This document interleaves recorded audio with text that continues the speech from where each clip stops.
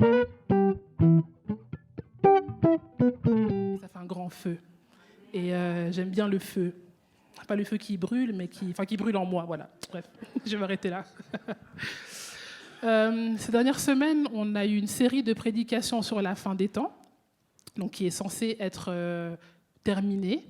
Mais j'ai eu à cœur de revenir un peu sur cette dimension du retour de Christ. Mais avant de rentrer peut-être dans le vif du sujet, j'avais envie de vous poser une question qu'on pose souvent, une question un peu existentielle, de vous demander si vous saviez qu'il vous restait une seule journée à vivre, que feriez-vous? Pardon? Prier, ok, des gens très spirituels, super. Quoi d'autre? Être avec les proches, très bien. Quoi d'autre? De réconcilier, waouh. Mhm. Quoi d'autre? Entendre? Attendre Jésus. Le fêter en l'attendant. Waouh. Et ben, c'est vrai que je regardais un peu les différentes réponses que les gens donnent habituellement, et puis c'est un peu ce genre de réponse. La réconciliation, passer du temps avec ses proches, dépenser tout son argent, faire un sport extrême, aller se jeter au parachute, faire des choses qu'on n'a jamais osé faire pour pouvoir finir sa vie de manière grandiose. Mais si je vous rajoute un élément, si je vous dis, si vous saviez que c'était votre dernier jour à vivre, en sachant qu'après votre mort vient le jugement, est-ce que votre réponse change? Un peu? Est-ce que c'est toujours les proches? Est-ce que c'est toujours la réconciliation? En tout cas, souvent, quand cet élément est rajouté, on a une réponse qui nous pousse quelque part à nous préparer à ce jugement. N'est-ce pas? Et en tant que personne, on sait qu'on attend le retour de Christ, mais en vrai, on peut mourir aussi demain. Donc le retour de Christ viendra, mais entre-temps, la vie ne nous est pas garantie. Un jour, chacun d'entre nous mourra et on ne connaît pas le moment. Certains ont été prévenus, c'est une grâce, mais ce n'est pas tout le monde. Et du coup, on va lire un texte sur lequel sera bâti ce message aujourd'hui. Je vous invite à prendre des notes parce qu'il va y avoir beaucoup de versets. Vous commencez à me connaître. Donc tenez bon, mais ça va aller. Et ce texte est dans Matthieu 25, les versets 1 à 13. Et c'est la parabole des 10 vierges. Donc je vais lire et je vais afficher aussi. Est-ce que ça marche?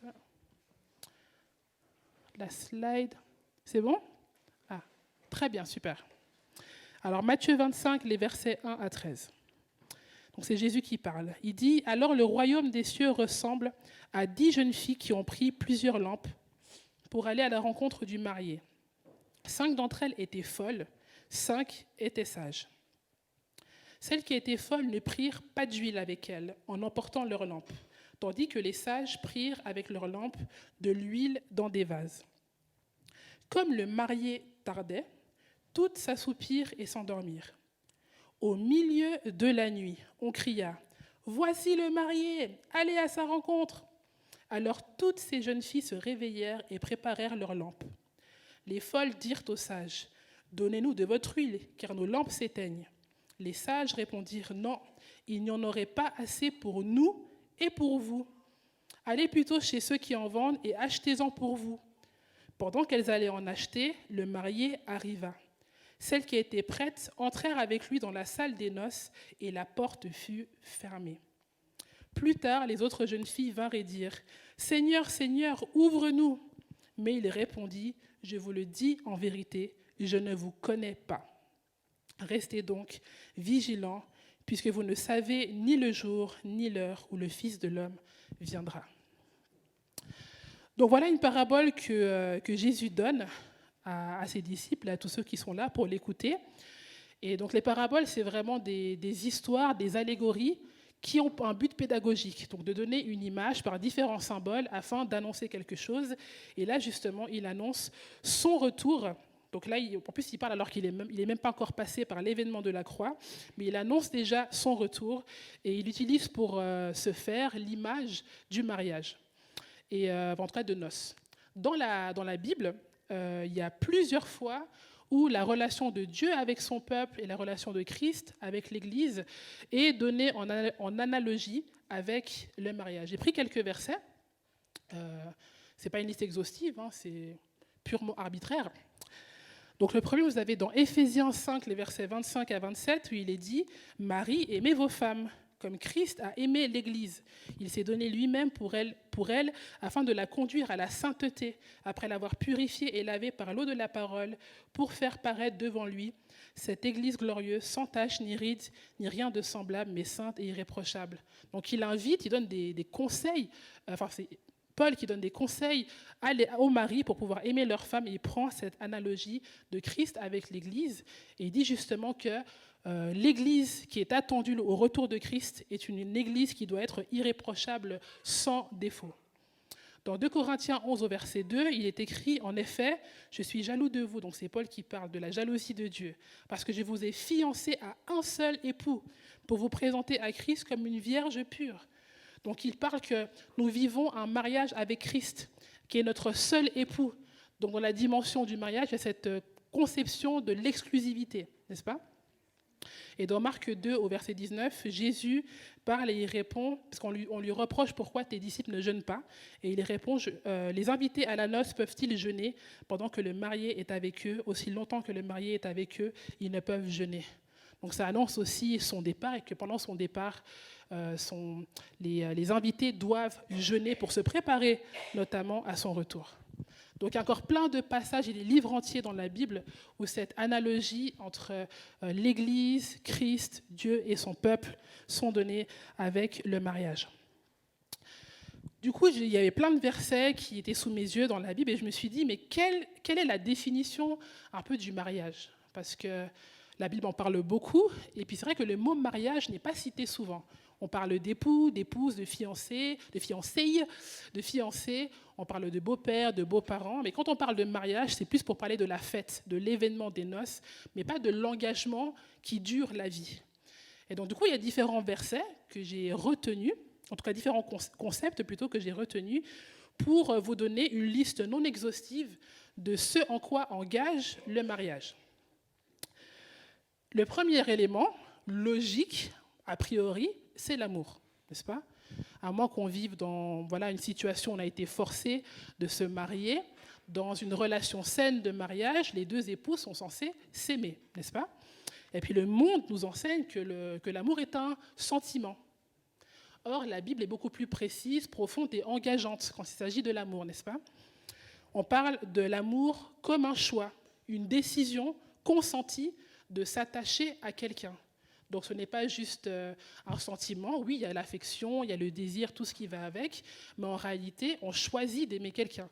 Quand un homme et une femme se présentent devant monsieur le maire ou le pasteur, ils se font aussi des vœux, et donc ils s'engagent par leur amour à avoir certains comportements. Et cette décision, ça c'est un deuxième concept, engage aussi une alliance. Une alliance qu'on retrouve aussi dans l'Ancien Testament, quand Dieu fait une alliance avec son peuple, il leur dit, par cette alliance, je serai votre Dieu, vous serez mon peuple. Donc l'alliance est un engagement exclusif qui engage deux parties. Il y a une dimension de redevabilité avec des droits et des devoirs, n'est-ce pas ? Quand un couple se marie, il se dit, pour le meilleur et pour le pire, je te promets fidélité. Il y a plein de mots qui sont engagés et leur vie est censée manifester cette alliance. C'est les droits et les devoirs qu'implique aussi l'alliance. Et l'alliance, quelque part, c'est un contrat. C'est quelque chose qui vous lie. Et si vous le brisez, cela engage des conséquences. N'est-ce pas ? Le troisième aspect, c'est la dimension de la communion. La Bible parle du mariage en disant « L'homme quittera son père et sa mère et s'attachera à sa femme, et les deux deviendront qu'une seule chair. » Donc quand on vit un mariage, quelque part, on devient un. Donc notre identité est impactée. On est toujours défini par ce qu'on est en tant qu'enfant de Dieu, en tant que personne, mais le couple marié devient un. Et c'est aussi un parallèle qu'on peut rattacher à Christ, parce qu'on dit que l'Église est le corps du Christ. Christ est la tête, l'Église le corps, et quelque part, en tout, ça ne fait qu'un seul corps, qu'une seule chair, n'est-ce pas ? Et aussi, cette communion a vraiment des conséquences physiques. Le couple se communie esprit, âme et corps. jusqu'à, pour certaines fois, donner naissance à des enfants et former une famille qui s'agrandit. Dans le mariage, il y a aussi la dimension de soumission. Sujet très débattu. On l'avait vu en parlant vrai avec les jeunes adultes ici. Thématique qui dérange un peu. C'est difficile de définir la soumission. Mais en réalité, c'est quand même assez clair dans la Bible. Ce n'est pas une question de domination, mais plus de respect des responsabilités. Et Christ, étant le chef de l'Église, il donne une direction que l'Église est censée suivre. Et donc, l'Église est soumise à Christ, qui la sert, mais aussi qui la, j'ai envie de dire, domine. Comprenez. Finalement, un des éléments qui est très souvent rattaché au mariage, c'est la dimension de fidélité.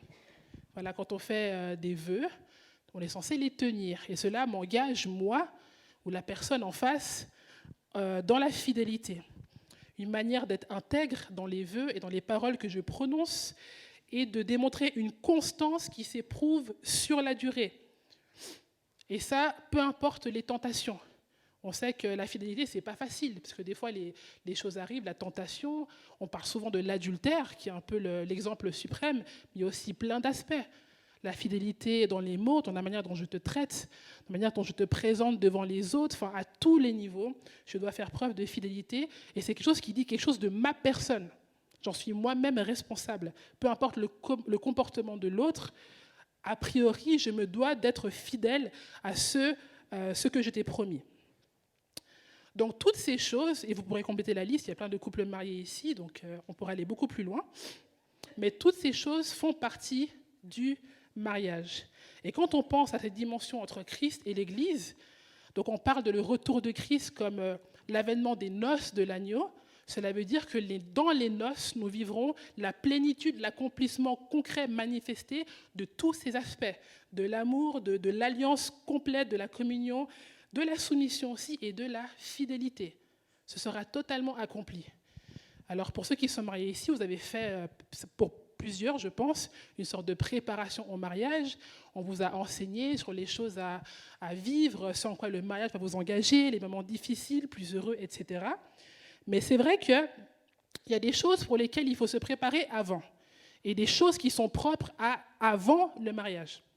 Parce qu'une fois dans le mariage, c'est un peu... pas trop tard, mais ça va être plus compliqué de se préparer pour le mariage dans le mariage. On s'y prépare toujours, n'est-ce pas, avant. Mais avant d'y venir, quand on lit cette parabole des 10 vierges, elle vient aussi dans un contexte. À chaque fois que Jésus donne une parabole, il utilise une image qui est propre au contexte, pour que les gens puissent comprendre les analogies qu'il donne. Et du coup, comment les mariages se passaient en Israël ? Ici en Suisse, bon, voilà, on va à la mairie, on va à l'église, donc il y a une tradition, mais il y a 2000 ans, plus de 2000 ans en Israël, les choses étaient très différentes.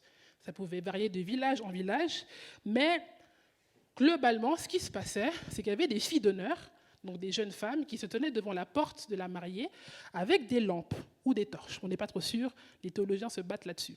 En tout cas, il y avait du feu, n'est-ce pas, qui était entretenu par de l'huile. C'est un peu ça. Donc elles se tenaient devant la porte de la mariée, le marié était dans sa maison, et une fois que la mariée était prête et que le marié était prêt, le cortège amenait la mariée jusqu'à chez le marié. Avec des cris de joie, des tambours, tout le monde était content.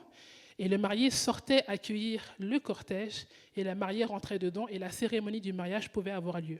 Une fois le mariage, disons, béni, le couple restait dans la maison, qui était la famille du marié, donc ils vivaient un certain temps chez la belle famille, jusqu'à pouvoir trouver leur propre toit.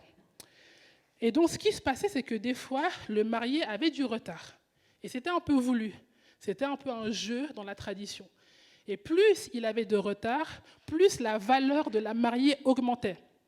Pourquoi ? Parce que lors du mariage, ils amenaient des cadeaux, ce qu'on appelle la dot, n'est-ce pas, qui existe dans beaucoup de cultures. Et donc plus il attendait, plus il voulait prouver que sa mariée avait de la valeur à ses yeux. Du coup, la famille marchandait pour augmenter les cadeaux qu'il allait donner. Et donc, des fois, des messagers couraient de maison en maison pour dire « Attendez un peu, il n'est pas encore prêt, attendez ». Donc, il y a vraiment ce jeu un peu théâtral qui finissait par aboutir finalement au mariage, mais ce qui pouvait signifier que les demoiselles, avec leurs torches qui étaient là, pouvaient finir par s'endormir ou avoir leur torche s'éteindre. Donc on comprend mieux le contexte dans lequel cette parabole est donnée et quelle image ça suscite dans le cœur des personnes qui l'écoutent.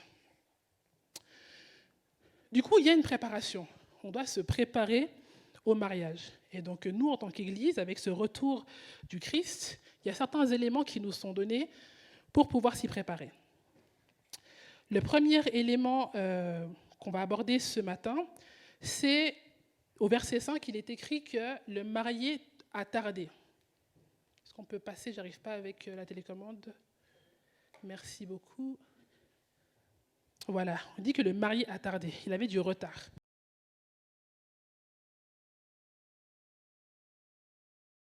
N'est-ce pas? Et ça m'a fait penser à ce passage dans 2 Pierre 3 au verset 9 où il est écrit « Mais s'il y a une chose bien-aimée que vous ne devez pas oublier, c'est qu'aux yeux du Seigneur, un jour sont comme 1000 ans, et 1000 ans sont comme un jour. Le Seigneur ne tarde pas dans l'accomplissement de la promesse comme certains le pensent, au contraire. Il fait preuve de patience envers vous, voulant que chacun ne périsse, mais que tous parviennent à la repentance. » Donc en fait, le Seigneur fait patienter son retour. En fait, il patiente pour nous, afin que chacun soit amené à la repentance. L'Église, et même le monde, à ses yeux, a tellement de valeur qu'il est prêt à attendre 5, 10, 100, 200 ans, 300 ans, 400 ans, 500 ans, plus de 2000 ans, afin que chacun soit amené à la repentance. Et c'est aussi ce retard-là, donc le temps qui prend de venir, qui, dans le récit, met en évidence que le fait que certaines jeunes filles n'étaient pas préparées. Donc c'est dans l'attente que la préparation est éprouvée, n'est-ce pas? Avançons un petit peu. Dans le point suivant, au verset 6, il est dit « Au milieu de la nuit, on cria ». Donc il y a un élément de surprise, c'est juste la slide après. Ça c'est avant, c'est 2 slides ou 3 après. On crie au milieu de la nuit. Et dans les prédications qui ont été données sur la fin des temps, il y a un passage qui avait été apporté, qui est dans Matthieu 24, les versets 36 à 39, où on parle justement de cet avènement de Christ qui vient dans la surprise, où il est écrit « Quant au jour et à l'heure, personne ne les connaît, pas même les anges du ciel, ni même le Fils. Mon Père seul les connaît. Ce qui est arrivé à l'époque de Noé arrivera de même au retour du Fils de l'homme. En effet, dans les jours précédant le déluge, les hommes mangeaient et buvaient, se mariaient et mariaient leurs enfants, jusqu'au jour où Noé est entré dans l'arche. Ils ne se sont doutés de rien, jusqu'à ce que le déluge vienne et les emporte tous. Il en ira de même au retour du Fils de l'homme. » Donc Jésus parle de son retour comme un événement qui surprendra tout le monde.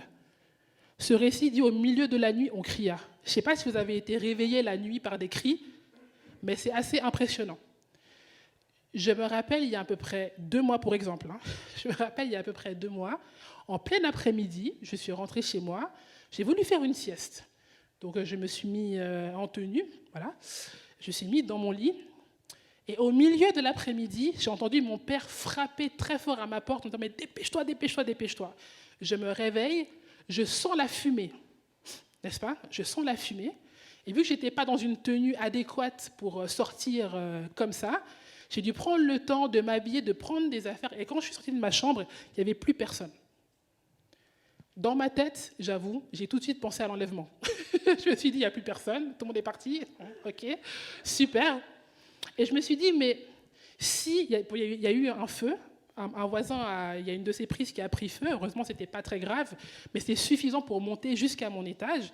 Et je me suis dit, mais il aurait suffi que ce soit un vrai feu. Vu la situation dans laquelle j'étais, j'aurais pu ne pas m'en sortir. Je n'avais pas la tenue, je n'étais pas prête. Je suis juste allée dormir, faire une sieste. Un feu s'est déclaré. Mon père était parti avec mes voisines qui paniquaient, 2 petites qui étaient traumatisées. Donc il les a prises pour descendre. Et je me suis retrouvée seule. Donc j'étais responsable de moi-même, de ma propre survie, et j'ai dû me débrouiller pour partir.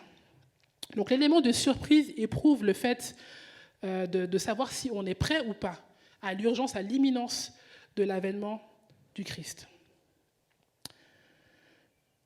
Le 3e point, c'est la dimension de l'huile. L'huile est un peu l'élément central de ce récit. Parce qu'il y a les vierges folles qui n'ont pas d'huile et les vierges sages qui ont de l'huile dans des vases. Et la Bible parle beaucoup de l'huile tout au long de la Bible pour différentes raisons. Et on va les citer ici comme, disons, comme symbole de ce que ça peut signifier aussi dans nos vies aujourd'hui. Le premier élément, c'est que l'huile est utilisée pour guérir. Ça, ce n'est pas un secret. Même aujourd'hui, si on a un peu des vergetures ou une plaie, on prend un peu d'huile, on masse, ça assainit, ça guérit, ça assouplit la peau, c'est bon pour le corps. Mais au-delà de la guérison vraiment pratico-pratique qu'offre l'huile, la Bible parle d'une guérison spirituelle, d'une liturgie liée à l'huile qui est censée guérir. Ça, on voit dans Marc 6, au verset 13, il est dit que les disciples chassaient beaucoup de démons et ils oignaient d'huile beaucoup de malades et les guérissaient. Donc l'huile était utilisée pour guérir les malades. Ce n'est pas l'huile qui guérissait, c'est un geste de foi pour la guérison, mais l'huile a cette symbolique-là. Dans Jacques 5, versets 14 à 15, « Quelqu'un parmi vous est-il malade? Qu'il appelle les anciens de l'Église, que les anciens prient pour lui en lui appliquant de l'huile au nom du Seigneur. La prière de la foi sauvera le malade et le Seigneur le relèvera. S'il a commis des péchés, le pardon lui sera accordé. » Donc on voit que l'huile, là aussi, dans l'Église, dans la liturgie, est appliquée pour la guérison par la prière de la foi. Une autre dimension de l'huile, c'est on parle des fois de l'huile de joie. Une huile de joie, c'est dans Psaume 45 au verset 7, où il est dit « Tu aimes la justice et tu détestes la méchanceté. C'est pourquoi, ô Dieu, ton Dieu t'a désigné par onction comme roi, de préférence à tes compagnons, avec une huile de joie. » Donc la joie, elle fait partie du fruit de l'esprit, n'est-ce pas? Souvent, on parle de la joie comme un sentiment un peu quelconque. Ah, je suis joyeux, quelque chose un peu d'enfantin. Mais en réalité, ça fait partie du fruit de l'esprit. C'est une caractéristique divine qui est très marquante dans la parole de Dieu, d'avoir la joie de son salut.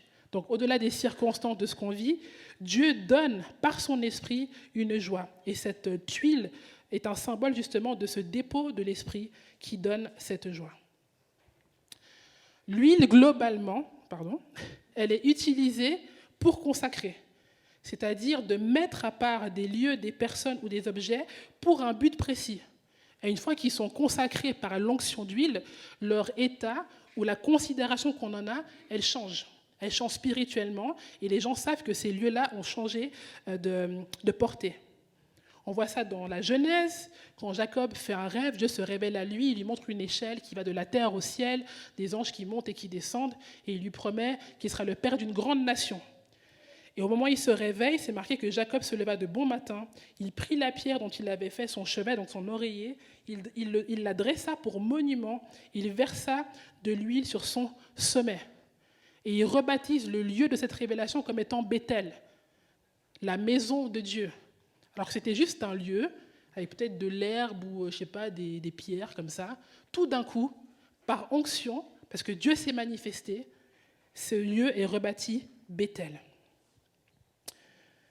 Il y a des gens aussi, comme j'ai dit, qui sont consacrés par l'onction d'huile, notamment Aaron et ses fils. Dans Exode 30, on voit ça, où il est dit « Tu oindras Aaron et ses fils, et tu les sanctifieras, pour qu'ils soient à mon service dans le sacerdoce.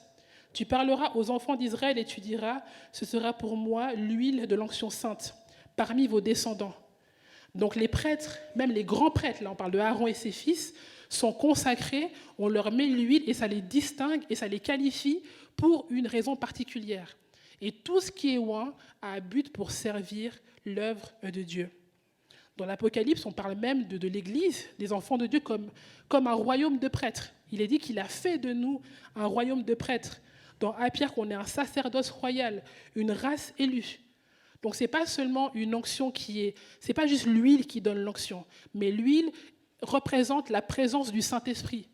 Que ce soit pour guérir, pour donner la joie, pour consacrer, c'est l'Esprit qui est donné pour un but particulier. Une des personnes majeures, si ce n'est pas la personne, c'est bien Jésus, qui dit justement que l'Esprit du Seigneur est sur moi, parce qu'il m'a oint. On voit presque nulle part où Jésus a été oint avec l'huile, mais il sait que c'est l'Esprit sur lui pour annoncer une bonne nouvelle aux pauvres. Il m'a envoyé pour guérir ceux qui ont le cœur brisé, pour proclamer aux captifs la délivrance et aux aveugles le recouvrement de la vue, pour renvoyer libres les opprimés, pour publier une année de grâce du Seigneur. Et tout ce qu'il annonce là, alors qu'il est loin, il l'a réellement accompli. Tout ce qui est cité, Jésus l'a accompli. Dans l'Ancien Testament déjà aussi, on oignait les rois, les prophètes pour leur fonction. Une des personnes qui a été oint et qui a saboté son onction, c'est Saül. C'est Samuel qui le oint. Il est dit, Samuel prit une fiole d'huile qu'il versa sur la tête de Saül. Il l'embrassa et dit, l'Éternel t'a désigné par onction pour que tu sois chef de son héritage. Donc il avait besoin d'un chef pour son peuple qui puisse faire perdurer l'héritage.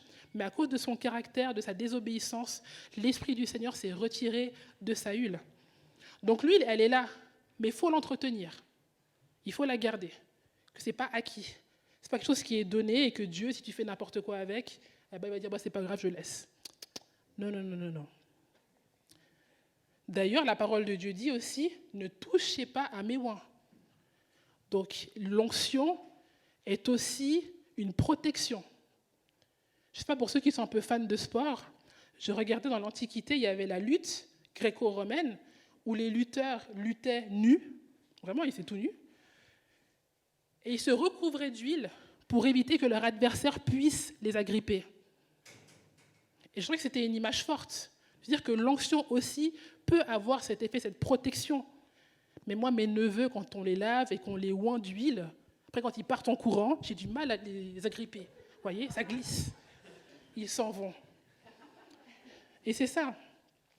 Donc alors que même ces lutteurs n'avaient pas d'équipement, ils étaient nus, ils n'avaient que leur force, l'onction qu'ils avaient sur leur corps leur permettait d'échapper aussi à leur adversaire. Et c'est ça que Dieu donne aussi quand il donne l'onction. Il donne un équipement, mais il donne aussi quelque part une protection. Dans ce récit des 10 vierges, on parle des vierges sages et des vierges folles. Donc quelque part, on dit que de ne pas se préparer, de ne pas avoir d'huile est une folie. On ne dit pas que ouais, c'est pas ouf, c'est pas terrible. On dit que celui qui ne se prépare pas est un fou. Et là, au niveau du terme, il n'y a pas d'équivoque, il n'y a pas de doute. On parle vraiment de la folie pure et dure. Moi, je suis originaire du Congo. Okay. Au Congo aussi, le mariage se passe différemment. Il y a la mairie, il y a aussi l'église pour ceux qui sont chrétiens, mais il y a aussi la dot. Et ce qui est un peu différent de ce qui se vit en Israël, c'est que la dot, c'est plutôt le mari qui doit être prêt. Parce que c'est lui qui amène les objets aussi pour l'épouse. L'épouse, elle a été éduquée, entre guillemets, pour devenir une femme de foyer. Et l'homme doit prouver qu'il est en capacité de subvenir à sa future famille. Donc, il doit être prêt. Du coup, quand il amène la dot, il amène tout ce qu'on lui a demandé pour honorer la famille et qu'on puisse accepter, pour que la famille puisse accepter qu'on donne de donner la main de sa fille. Voilà. Et du coup, le mari doit être prêt. Et si la dot n'est pas complète ou qu'elle n'est pas satisfaisante, il se peut que la famille refuse de donner la main de sa fille. Et du coup, je me dis, mais est-ce que nous, on est prêts? Est-ce que nous, aujourd'hui, on peut prouver qu'on s'est vraiment préparé, qu'on a tout ce qu'il faut pour le retour de Christ? Parce qu'on parle de surprise. Comme j'ai dit, on sera réveillé une nuit. Allez, c'est parti, le marié est là. Il n'y aura pas le temps de se préparer. Et le marié, vous savez, au Congo, l'honneur ultime, c'est que c'est lui-même qui doit récolter sa dot. Il n'est pas censé être aidé par sa famille. De ses propres finances, de ses propres biens, il doit rassembler la dot. Du coup, on voit dans ce récit, elles disent, ah mais donnez-vous de votre huile, parce que nous, on n'en a pas assez. Elle dit, non, moi, j'en ai que pour moi. Je me suis préparée que pour moi. Ce qui veut dire qu'en vrai, dans nos vies, on œuvre pour le Seigneur, on œuvre pour les autres. Mais tout ce qu'on amasse, c'est pour notre propre salut. Et il arrivera, et c'est une des seules choses presque qui ne se partagent pas. Ce qui veut dire que moi, je peux prier pour quelqu'un, mais je ne peux pas développer ton intimité pour toi. Je ne peux pas jeûner pour toi, je ne peux pas lire la Bible pour toi. On peut faire plein de choses pour toi, mais au final, nous aurons tous des comptes à rendre. Et quand viendra le jugement, en surprise, il sera trop tard pour se préparer. Dans l'urgence, personne ne se fait de cadeaux. On voit, hein, quand il se passe des catastrophes, des tueries ou des coups de feu, tout le monde part en courant. Il y en a qui ont peut-être la grâce de prendre des gens avec eux. Mais dans l'urgence, tout le monde sauve sa peau. Et cette image qui est donnée aussi du retour de Christ, où chacun se devra d'être prêt. Et ce qui est fou aussi, c'est que c'est marqué que les 10 vierges, elles s'endorment toutes. Il y a une attente et toutes s'endorment. Mais certaines sont suffisamment préparées. Donc elles peuvent s'endormir en paix, parce qu'elles ont suffisamment d'huile. Mais il y en a d'autres qui s'endorment alors qu'elles n'ont pas d'huile. Il dit, faisons peut-être attention. À la fin du passage, il est écrit que Jésus, alors qu'elles vont frapper, dire « Seigneur, Seigneur, ouvre-nous », il dit « Je vous le dis en vérité, je ne vous connais pas ». Disons en vrai que Dieu ne connaît que les gens qui se préparent. Et c'est que lors que tout le monde va se réveiller dans la surprise que ceux qui seront préparés seront reconnus. Peut-être à la surprise de tous, n'est-ce pas? Des fois, on s'imagine que tel ou tel est préparé, ou peut-être pas. Et peut-être même peu importe. On ne devrait même pas s'occuper de si l'autre ou tel est préparé. On ne peut être, comme les mariés du Congo, on ne peut être que responsable que de soi-même, de se préparer soi-même. On peut venir tous les dimanches, à toutes les réunions. Des fois, ça peut être juste pour consommer, hein, pour consommer, la communion fraternelle, on se fait plein de câlins. Mais après, la semaine passe et la vie continue, le travail, les enfants, on est occupé, mais on ne prend pas forcément le temps de se préparer. La grâce que nous avons, c'est que cette parabole a été donnée il y a plus de 2000 ans, pour que nous, alors que Jésus n'est pas encore revenu et que nous sommes toujours en vie aujourd'hui, nous ayons la grâce de nous préparer. Parce qu'on ne sait pas ce qui se passera demain, n'est-ce pas? Combien de personnes sont décédées aujourd'hui et vont décéder encore demain? On ne sait pas. Ça peut être quelqu'un qu'on connaît, ça peut être nous-mêmes. Mais notre devoir, et ce à quoi nous invite ce texte, c'est vraiment de nous préparer, de cultiver cette huile. Quand Jésus dit « je ne vous connais pas », ça me fait penser aussi, dans Matthieu 7, il donne aussi l'image de toutes les personnes qui viendront dire « Ah Seigneur, Seigneur, moi j'ai chassé des démons en ton nom, j'ai guéri des malades en ton nom, j'ai fait en ton nom. » Il dit « Mais moi je ne t'ai jamais connu. » Ça ne veut pas dire que tu fais des choses en mon nom, que moi je te connais, n'est-ce pas? Dieu cherche des gens qui soient ses intimes. On peut faire beaucoup de choses pour le Seigneur et ne pas être connu de lui. C'est terrible, parce que quelque part c'est un mensonge aussi. Qu'on croit qu'en faisant, on est connu. Non. Il y a des entreprises, des multinationales, où tu as un grand patron, le PDG, il y a plein de personnes qui travaillent pour lui, qui travaillent en son nom, qui connaissent son prénom, mais lui ne les connaît pas. Il ne connaît que ses collaborateurs qui sont proches, qui sont autour de lui. Mais pour arriver à ce stade, il faut grader. Et pour grader, il faut grandir. Ça demande du travail, de vivre des promotions les unes après les autres. Alors, le royaume de Dieu n'est pas une entreprise, n'est-ce pas? Ne vous inquiétez pas. Ce n'est pas par nos propres forces qu'on peut arriver, mais Dieu donne son esprit afin qu'on puisse cultiver toutes ces choses qui ont été citées, que ce soit la guérison aussi intérieure. Il y en a plein de nous ici, on est blessés par des situations, par des personnes, ou même on a blessé. Et Dieu, par son esprit, nous donne aussi cette possibilité de pardonner, aussi de guérir et de vivre des résolutions dans nos conflits.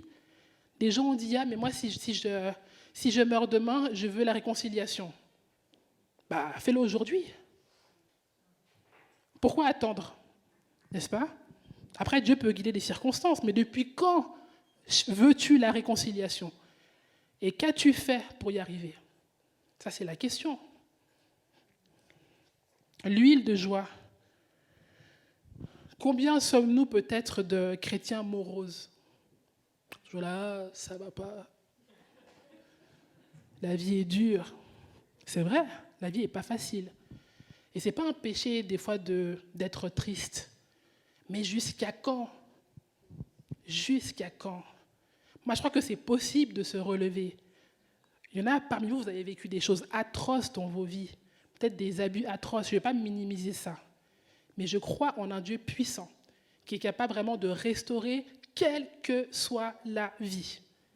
Peu importe ce que tu as vécu. Et Dieu t'offre une huile de joie. Parce que c'est difficile de se réjouir dans le Seigneur et d'attendre sa venue si toute notre vie, on est morose. C'est quand même compliqué. Donc on aura le temps de prier pour ces différentes choses. Il y aura des gens à la fin du culte qui ont besoin de prier pour la guérison, de pardonner, pour la restauration, peut-être pour l'amour aussi. Peut-être que toi, ton problème, c'est que tu as perdu ton premier amour. Voilà, tu es tellement occupé par tout ce qui se passe dans l'église, je ne comprends pas ça, je ne suis pas d'accord, etc., que tu as oublié que toi, ton but, c'est d'aimer Dieu d'abord. Tu vois. Après, le reste peut suivre. L'église, il y aura toujours des problèmes. On est tous là, on est tous un peu bizarres. Vous voyez ? On est tous, voilà, on est qui on est. L'église, c'est un peu un hôpital. On a nos défauts, nos qualités, mais on marche ensemble, on se supporte, on s'aiguise. C'est pas facile. Quand on aiguise, ça crée des flammes. Hein. C'est pas facile, mais on avance. Mais notre but, notre responsabilité à chacun, c'est vraiment d'aimer le Seigneur. Et ce qui est beau, c'est qu'il ne nous demande pas de l'aimer avec nos propres pensées. Il dit, je vais t'aimer et tu vas m'aimer en retour. Donc l'amour que tu me portes, je vais le mettre en toi. Tout est accompli. Et des fois, je crois aussi parce qu'on méprend ou on méconnaît la parole de Dieu. Moi, je sais, je vois à quel point la lecture et la méditation de la Bible, c'est un combat pour beaucoup de chrétiens, même pour moi.